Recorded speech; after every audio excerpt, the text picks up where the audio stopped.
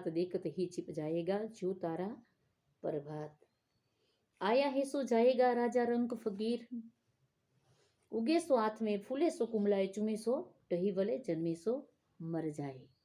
चाणक्य नीति में भी एक बात आई है कि आयुष क्षणेकोपि लभ्य सुवर्ण कोटिभिः सच्चेन निरर्थक नीतः कानु हानिस्ततो थिका। आयुषः क्षणेकोपि लभ्यः सुवर्णकोटिभिः सचेन निरर्थकनीतः तो कानुहानिस्ततोऽर्धिकाः।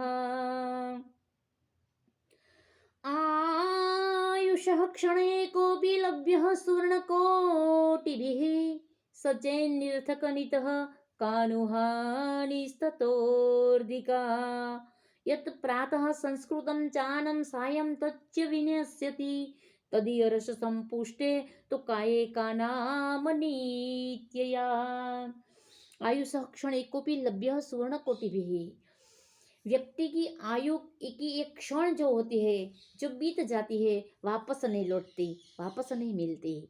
सुवर्ण तो हमारे पास धन दौलत आ जाती है तो बाद में हमें मिल जाता है, हम उसे खरीद ले सकते हैं, लेकिन बीता हुआ समय वापस नहीं आता। जैसे गंगा का प्रवाह बह गया सो बह गया, वैसे आयुष बीत गई सो बीत गई। इसीलिए व्यक्ति हरि का भजन करे, स्मरण करे, कीर्तन करे, अर्चन करे और बड़े भाग मानुष्य तनु पावा। एक और तो तुलसीदास जी ने लिख दिया है कि क्षितिजल पावक और या गगन समीरा, गगन समीरा पण पंचरचितयाति धाम शरीरा। पृथ्वी अग्नि जड़ वायु और आकाश गगन से बना हुआ ये अधम देह है, जो भजन नहीं करते उनके लिए है। जैसे 1,00,000 का हीरा हो, कोई कोहिनूर आपके हाथ में आ जाए लेकिन उनको पत्थर मान लेते हैं, उनका मूल्य नहीं होता, वैसे ही मानव देह मिला है तो भजन के लिए, कीर्तन के लिए, स्मरण के लिए, पूजा के लिए, त्याग के लिए, समर्पण के लिए, सत्य के लिए, सच्चा जीने के लिए, नहीं खिलवाड़ के लिए, पीठ के पीछे खिलवाड़ करने के लिए नहीं मिला है, झूठ बोलने के लिए मानव देह नहीं मिला है। निर्दोष और निर्मल जीवन जीने के लिए ये मानव देह हमें और तुम्हें प्राप्त हुआ है, और उनका सदुपयोग जो हो जाए तो बड़े भाग मानुष तनु पावा, सुर दुर्लभ सब ग्रंथ नहीं गावा। दुर्लभ है देवों को भी ये मानव देह है। इसीलिए जो धरा पर हम और तुम आए हैं, एक दिन जाना ही होगा हमें और तुम्हें। ट्रेन मान लो चली जा रही है, लेकिन कोई स्टेशन आ जाता है जिसका, वो मुसाफिर वहाँ उतर जाता है, चला जाता है, और जो जिसका स्टेशन नहीं आया वो शायद बाद में आएगा ही। वैसे ही जिंदगी में भी वैसा ही है कि हमारा स्टेशन कब आ जाए पता नहीं, और जिसका आ गया वो हमें छोड़कर चले गए हैं।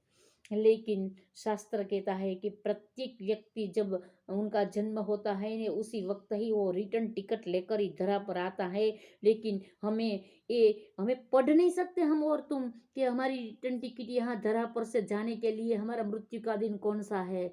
वो हमें ज्ञान नहीं है, हमें नॉलेज नहीं है, हमें दिव्य दृष्टि प्राप्त नहीं हुई, हमें कोई ऐसे संत ने किसी ने हमें बताया ही नहीं, क्योंकि ये दुर्लभ बात है जो कोई कोई जान सकता है कि उनका जाने का समय हो जाता है। वैसे ही हमारी रिटर्न टिकट तो है, लेकिन कब जाना। हम तो त्योहारों की तैयारी एडवांस कर लेते हैं, किसी का बर्थडे होता है, किसी का मैरिज होता है, कुछ भी होता है प्रोग्राम तो उनका हम एडवांस तैयारी करते हैं। वैसे ही प्रतिदिन हमें और तुम्हें मृत्यु की तैयारी प्रतिदिन करनी चाहिए। और एक बात का खास ध्यान रखे, किसी संत ने एक वाक्य बहुत अच्छा और बहुत सुंदर कहा है कि जिस व्यक्ति हमें और तुम्हें अति सुख प्रदान करती है, मान लो तुम्हारा पति हो, मान लो तुम्हारा पिता हो, तुम्हारा फ्रेंड हो, तुम्हारा ब्रदर मानी भैया हो, आपकी भैया हो, आपकी बहन हो, कि आपकी माँ, कोई भी आपके परिवार के सदस्य या दुनिया वाले कोई भी व्यक्ति हो, लेकिन उनका नाश एक दिन होगा ही। और जिस व्यक्ति हमें और तुम्हें अति सुख प्रदान करती है, एक दिन वो नाशवंत है, इसीलिए चली जाएगी। जब उनका मृत्यु होगा, डेट होगी, उसी वक्त वो हमें इतना ही दुख देगा। शास्त्र कहता है जो अति सुख देता है वो एक दिन अति दुख देगा। संसार नाशवंत है, व्यक्ति भी नाशवंत है। इसीलिए व्यक्ति हरि भजन करे और भजन में अपना मन लगाए, लेकिन अपने गुरु को न भूले, अपने माता पिता को न भूले। शंकराचार्य ने खुद अग्नि संस्कार किया था और आए थे इतनी बड़ी हस्ती, फिर भी माँ का अग्नि संस्कार करने के लिए वो पहुँच गए थे। इसीलिए सब कुछ भूल जाए, लेकिन पहले गुरु माता पिता है, इसीलिए उनको भूलना नहीं चाहिए। आजकल लोग ऐसे हैं कि जो मान लेते हैं ऐसा कि किसी के पिता चल गए, किसी की माता चली गई, और जो उनको शोक होता है, आघात होता है, तो लोग मानते हैं कि उनको मोह है। मोह नहीं है, उनके पहले गुरु माता पिता है, उनकी याद रहनी ही चाहिए। उनके ऋण अदा करने की क्षमता हम वे और तुम्हें है ही नहीं।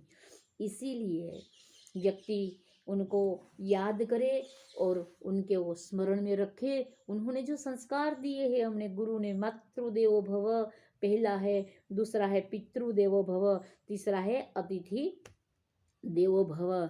तो मृत्यु अटल है, मृत्यु निश्चित है, मृत्यु को कोई टाल नहीं सकता। जिस क्षण पर हमारी मृत्यु होगी वो होगी। परमात्मा के पास व्यवस्था है ही नहीं। जिसके श्वास जितने लिखे हैं उतने ही श्वास भगवान उनको लेने देते हैं, न तो अधिक न कम। इसलिए परमात्मा का हिसाब तो ये बराबरी का ही होता है। एक दिन जाना ही होगा हमें और तुम्हें। कोई चला गया, और ऐसा भी बात आई है, बलि राजा का पूरा परिवार मृत्यु के बाद मिला है।